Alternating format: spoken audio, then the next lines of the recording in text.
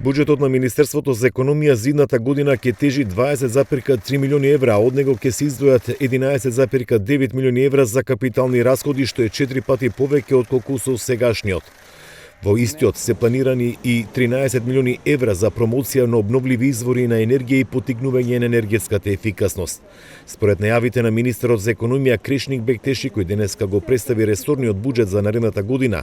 пари пак ќе има за субвенционирање на замената на стари прозорци со нови ПВЦ или алуминиумски, за купување на печки на пелети, како и за субвенционирање на дел од трошоците закупени и вградени сончеви термални колектори во домакинствата.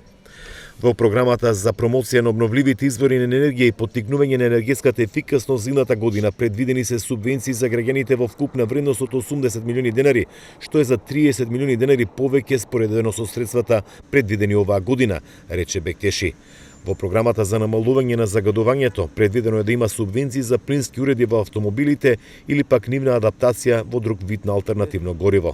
Пари ќе има и за промоција на домашниот туризам, за развој на селски и активен туризам и за развој на претприемништво на компаниите. Она што посебно го нагласи министерот Бектеши, со планираните средства за гасификација кои за наредниот буџет се предвидени да бидат околу 10 милиони евра и тоа е 4 пати поголем износ од оној што во сегашниот буџет.